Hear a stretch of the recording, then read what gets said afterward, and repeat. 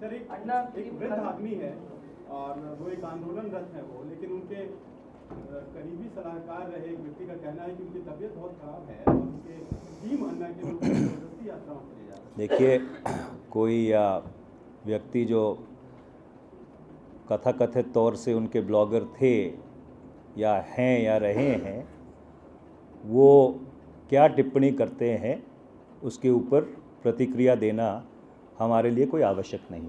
मनीष जी, उत्तर प्रदेश 4 राज्यों में विभाजन का प्रस्ताव पारित हो गया है विधानसभा में, तो क्या प्रतिक्रिया है आपकी? कांग्रेस को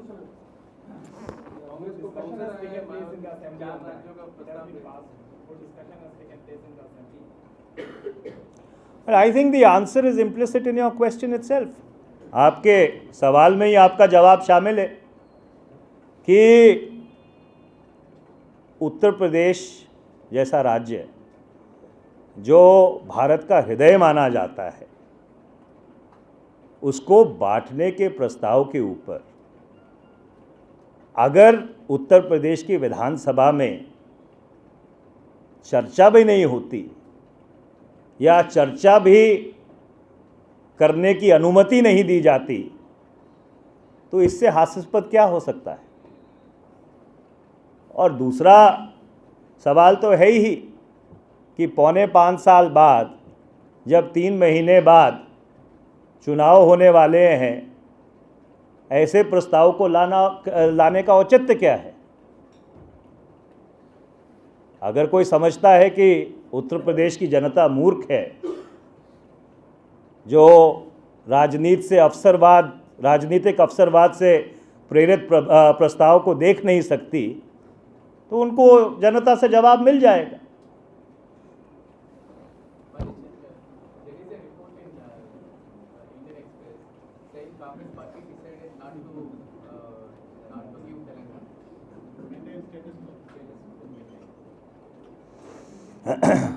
On Telangana, if at all there is anything officially to said, we will communicate the same. We try not to comment on press reports.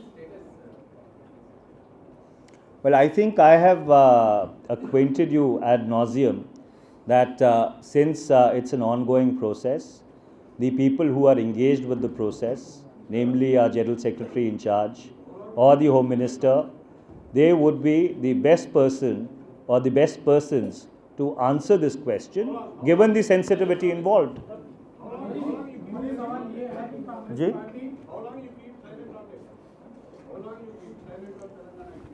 Well, I don't think there is.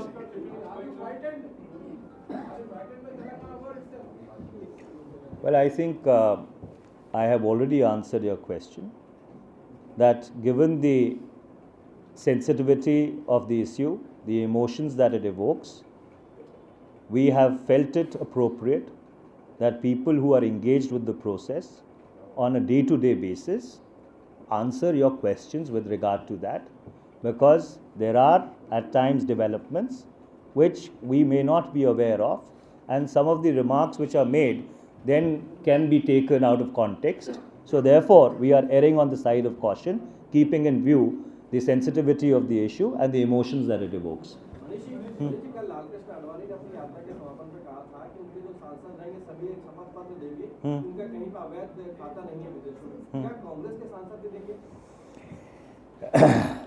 अगर भारतीय जनता पार्टी की तरफ से ये प्रस्ताव रखा गया है तो इसकी सराहना करनी चाहिए, पर इसके साथ साथ मैं इसमें ये भी जोड़ना चाहता हूँ कि जब वो ये शपथ पत्र दें, उसमें इस बात का भी ज़रूर उल्लेख करें कि देश में भी उनके पास कोई काला धन नहीं है. If at all, the NDA members of Parliament do wish to give a declaration or an undertaking that they have no assets abroad, I think it's a welcome step.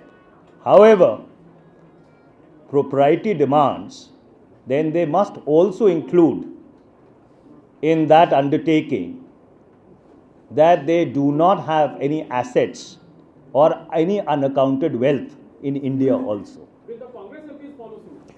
Well, let those people who have initiated this proposal walk the talk. Because I don't think you can have two standards on black money. One for alleged assets which are parked abroad, and the other one for alleged assets which may be domestically generated.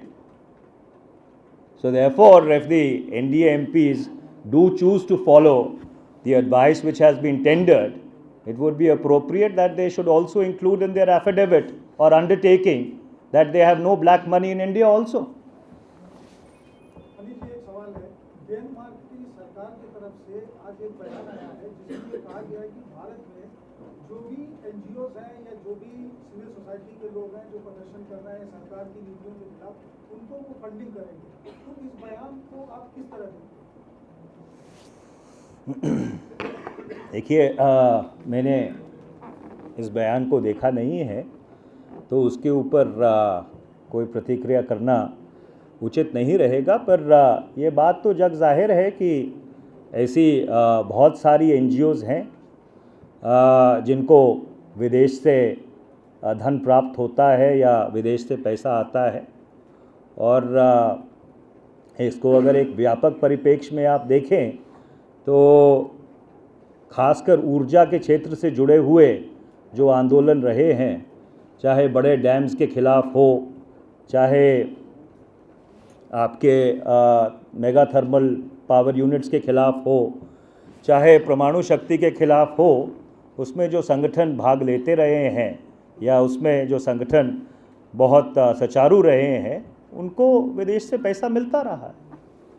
UP के बारे में मूल और सीधा सवाल ये है कि क्या 4 हिस्सों में बांटने के जाने के कांग्रेस पार्टी फेवर में है या नहीं? देखिए, इसका मूल और सीधा जवाब ये है कि कांग्रेस पार्टी ऐसे संवेदनशील फैसले देश के हित को सामने लेकर करती है, और ऐसे गंभीर फैसले बगैर विचार विमर्श के, बगैर कोई आम राय बनाए नहीं किए जाते। आपका वाराणसी अधिवेशन में पॉलिटिकल रेजोल्यूशन तो आप उसको देखिए, मैं इस बात का जवाब दे चुका हूँ कि जब भी ऐसे फैसले लिए जाते हैं, ये कोशिश की जाती है कि उसके ऊपर एक आम राय बनाई जाए जिससे कि उत्तेजना कम हो। तो इसलिए हमारी मंशा जो भी हो, और उसका हमने अपने राजनीतिक प्रस्ताव में रखा है, कोशिश हमारी यही रहती है कि उसके ऊपर आम राय बने। और जिस तरह से आज उत्तर प्रदेश में मायावती जी की सरकार ने इस प्रस्ताव को पारित करवाया है, वो किसी भी राज्य के भविष्य के बारे में फैसला करने का बिल्कुल ही गलत तरीका है।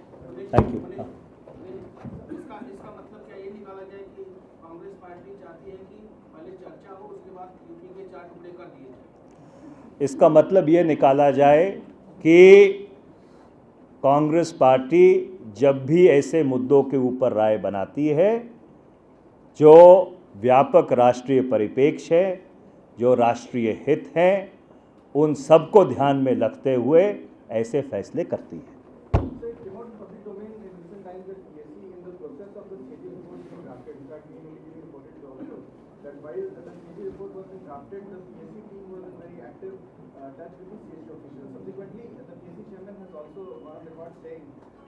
According to the Congress communication that there is no sale of equity by any player and that there will be infusion of fresh equity.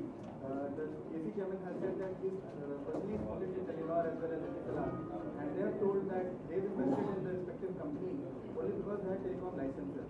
So on these two things, what's the problem? Well, all these matters are under consideration of the JPC. We are in the process of recording evidence on that. But I think the important question which the PSC chairperson needs to answer is that if at all he confirms that he checked up from these companies, did he do that in his personal capacity, or was there an institutional clarification sought by the Public Accounts Committee from these respective entities? I think it is extremely germane, because if at all there was an institutional clarification, that puts the matter on a separate footing, and if at all, it was to the contrary, then there is something which needs to be gone into. The other thing I would also like to point out is that ultimately the PAC's report on the entire 2G or spectrum issue was not adopted. It was rejected by the Public Accounts Committee, and anything which is rejected by the Public Accounts Committee ceases to have any value. So therefore, for anyone to really extrapolate about a particular communication with a particular private company, I do not think any clarification also holds water in the light of that report being rejected. Manish ji, एक सवाल, कल उत्तर प्रदेश के बाराबंकी से राहुल गांधी जी की यात्रा निकलने वाली है, क्या तैयारियां हैं? देखिए, कांग्रेस जब राजनीतिक लड़ाई लड़ती है तो वो तैयारी से लड़ती है, और उत्तर प्रदेश में डंका बज चुका है चुनाव का, और हम जब जिस भी रैली में जाएंगे, जो भी राजनीतिक कार्रवाई करेंगे, वो पूरी तैयारी से करेंगे, और हमारी उम्मीद है कि उसका असर ज़मीन पर ज़रूर हो। Thank you.